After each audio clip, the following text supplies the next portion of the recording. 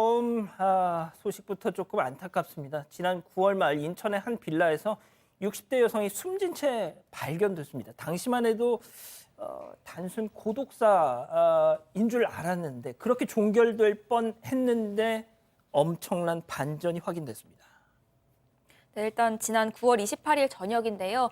인천시 계양구의 한 빌라에서 60대 여성이 숨진 채로 발견이 됐습니다. 이 숨을 거둔 지 꽤 시간이 지난 이후에 발견이 됐습니다. 아들이 어머니가 연락이 안 돼서 집으로 찾아갔더니 숨져 있었다면서 경찰에 신고를 했는데요. 이 당시 여성의 시신은 이미 일부 부패한 상태였던 것으로 알려졌습니다. 여성은 이 빌라에서 다른 동거인 없이 혼자서 생활해 왔던 것으로 파악이 됐는데요. 시신 발견 당시만 해도 이 경찰은 외부 침입의 흔적이 없어서 자연사의 무게를 뒀습니다. 그런데 이 국과수 부검 결과가 나오면서 이 사건은 살인 사건으로 전환이 됐습니다. 팀장님, 부검 결과가 어떻게 나왔길래 그런 거죠? 그렇습니다. 여성이 사망했는데요. 실제적으로는 외부 침입도 없고 외상이 없으면은 보통 변사 처리하거든요. 근데 그 사체를 국과수에 갔더니 부검을 했습니다.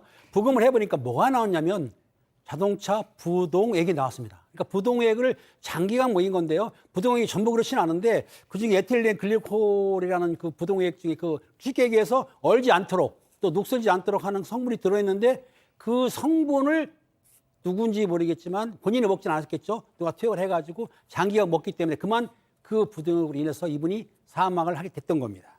자, 그러니까 정리를 하자면 누군가가 의도적으로 아주 오랜 시간, 장시간 조금씩 이 약물을 투입을 했다는 추론이 가능한데 자, 지난 9일이었습니다. 경찰이 유력 용의자를 긴급 체포를 했는데 소장님 그게 누구였죠? 네, 진짜 네, 제목을 듣고 너무나 깜짝 놀랐습니다. 저도.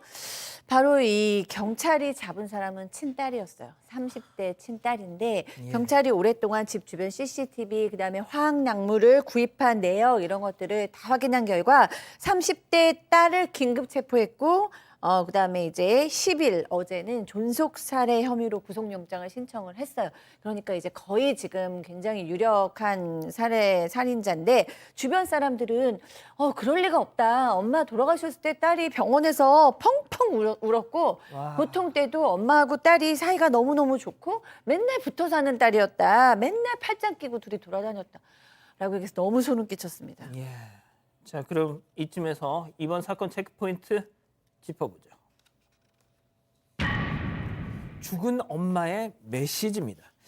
자, 의문스러운 점이 또 하나 있었다는 거죠. 숨진 어머니가 발견되기 전에 아들은 어머니가 이제 사망한 걸로 추정되는 그 기간 동안에도 어머니와 계속 문자를 주고받았다는 거잖아요. 그렇죠. 생활 반응의 하나가 될 수가 있는 거거든요.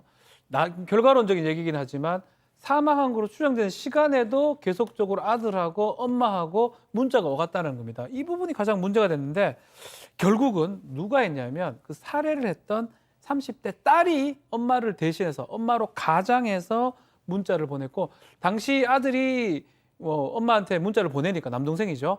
본인이 엄마인 것처럼 답변을 했다고 합니다. 남동생 입장에서는 엄마 행세를 하니까 이 범행 사실을 전혀 몰랐다고 하고요. 나중에 경찰은 휴대전화가 없다는 것을 좀 이상하게 생각하고 이 휴대전화를 딸 집 근처에서 찾아냈습니다. 그 이후에 추궁을 하니까 범행 사실을 인정을 했습니다. 음료수에 이제 그 약을 부동액 같은 걸 넣어서 했다라고 하는데 몇 차례 먹였는지는 기억이 안 나고요. 범행 동기라든지 그 시점, 시작하는 시점 등등에 대해서는 계속 추궁을 하고 있는 그런 상황입니다. 자, 소장님 아까 소장님이 말씀하셨잖아요. 이 딸이라는 사람이 엄마 돌아가셨을 때 빈소에서 막 펑펑 울고 또 평소에 이웃들 증언에 따르면 서로 팔짱 끼고 다니는 뭐 정말 죽고 못 사는 이 모녀지간이었다고 말이죠. 자, 그런데 왜 도대체 이유가 있을 거 아닙니까? 무슨 이유인들 정말 이해가 되겠습니까? 이해는 안 되지만 어쨌든 본인은 채무가 많았다. 채무가 있어서 빚을 갚았어야 되니까 이제 엄마가 돌아가시면 사망보험금을 탈 수가 있어서 그 사망보험금을 노리고 엄마를 돌아가시게 됐다라고 얘기를 했고요. 근데 그 사망보험금 타지도 못했다고 합니다. 어떤 이유가 됐던 누구도 이해할 수 없는 범죄를 저질렀다고 생각합니다. 아휴, 지금 앞서 그 사진 좀 다시 한번 보여주세요. 영장 실질심사. 예. 오늘 오후 사진입니다. 구속영장 실질심사가 있었는데 자, 뭐 기자들이 저런 데 가면 보통 뭐 왜 그런 거예요라고 묻고 그러잖아요. 네, 맞습니다. 이 여성이 인천지법에 들어설 때 취재진이 몰려들어서 질문을 쏟아냈는데요. 뭐 숨진 어머니께 죄송하지 않냐, 보험금 얼마 수령할 계획이었냐부터 시작해서 이 문자로 친모 행세한 게 맞냐, 또 어디에 약물을 섞어서 드렸냐, 뭐 이런 질문을 했습니다. 하지만 이런 질문에도 모자만 깊게 눌러 쓴 채로 아무런 대답 없이 고개를 숙였습니다. 이 영장실질심사는 오늘 오후 2시부터 진행이 됐는데요. 구속 여부는 아직 나오진 않았습니다. 밤사이 나올 것으로 보입니다. 예. 그러니까 어머니를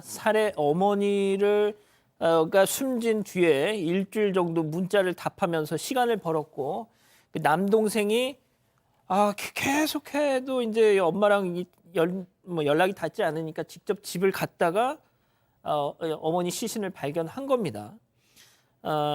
이게 9월 초였다 보니까 덥잖아요. 결국 9월 말이었다 보니까 9월 초에 이제 숨을 거두셨고 한 달 뒤 9월 말쯤에 이제 발견이 된 겁니다.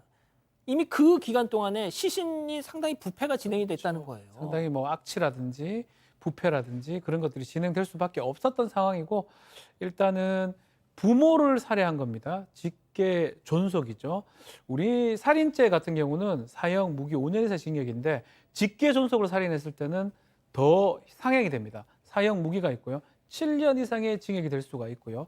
이 살인죄 같은 경우 범행 동기가 가장 중요합니다. 정말 보험금 수령 목적으로 살인을 하게 됐는지 그리고 살인 전후의 상황도 봐야 됩니다. 특히 살인 후에 메시지를 받으면서 이렇게 위장했던 그런 부분 양형에서 나쁘게 작용할 것으로 보이고요. 예. 이거 뭐 좀 중형이 될 수밖에 없는 그런 상황이다라고 보입니다. 알겠습니다. 첫 번째 사건을 이렇게 정리하고요. 자, 잠깐! 이거 눌러주세요.